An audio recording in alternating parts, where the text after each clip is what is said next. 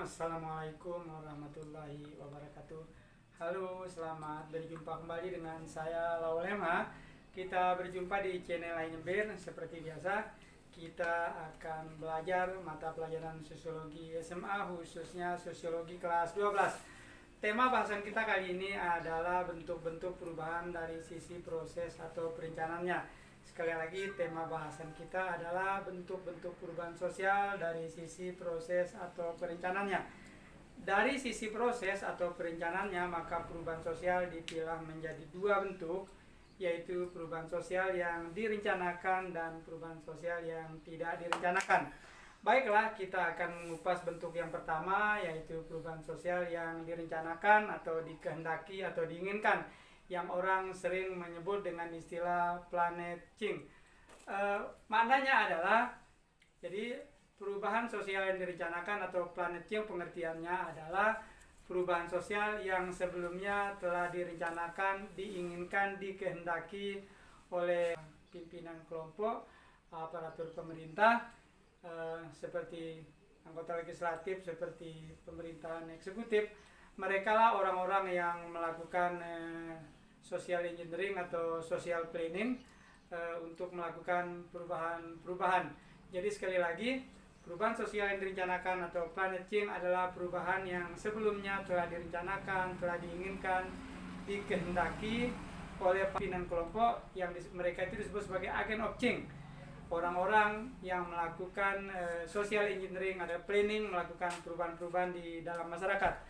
Kemudian apa contohnya? Jadi contoh perubahan sosial yang direncanakan contohnya adalah pembangunan fisik. Jadi pembangunan fisik itu bisa dalam wujud pembangunan jembatan, pembangunan jalan raya, pembangunan pelabuhan, pembangunan bandar udara, pembangunan satelit telekomunikasi, pembangunan sekolah-sekolah, pembangunan gedung pasar, dan lain sebagainya.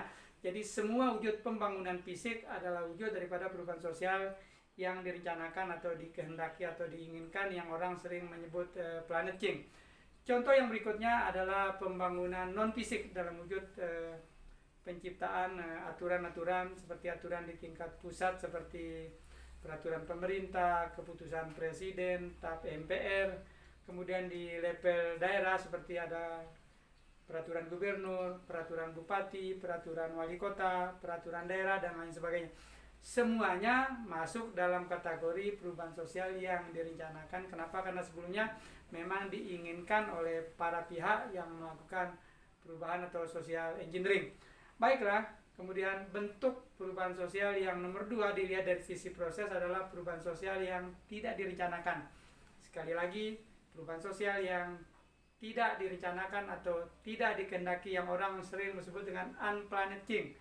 Orang sering menyebut dengan unplanned change adalah perubahan sosial yang sebelumnya tidak dikehendaki, tidak diinginkan oleh masyarakat, akan tetapi dia terjadi, ada di dalam masyarakat sebagai dampak daripada perubahan sosial yang telah direncanakan sebelumnya. Jadi sekali lagi, perubahan sosial yang tidak diinginkan atau unplanned change, dia muncul, dia timbul di masyarakat sebagai dampak daripada perubahan sosial yang diinginkan. Apa contohnya? Contohnya adalah, bukankah pembangunan jalan raya, pembangunan jalan tol sebagai wujud daripada perubahan yang direncanakan, dia membawa dampak negatif. Apa dampak negatifnya? Tingginya angka kecelakaan lalu lintas. Contoh yang lainnya, pembangunan pabrik-pabrik, mekanisasi, industrialisasi, tentu akan membawa dampak negatif berupa pencemaran udara akibat asap-asap pabrik, pencemaran air, dan pencemaran tanah akibat dari limbah-limbah buangan industri. Contoh yang berikutnya adalah pembangunan jaringan telekomunikasi yang memudahkan orang untuk berselancar di dunia maya, berinternet ria.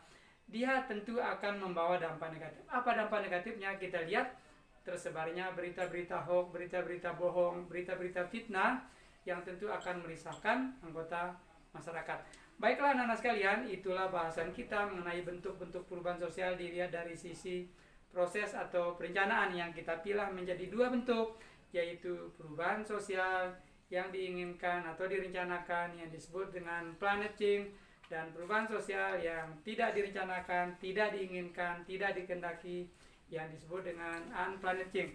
Mudah-mudahan bahasan kita kali ini mudah dipahami. Akhirnya marilah kita cukupkan. Semoga materi ini bermanfaat untuk belajar kalian. Billahi taufiq wal hidayah. Wassalamualaikum warahmatullahi wabarakatuh.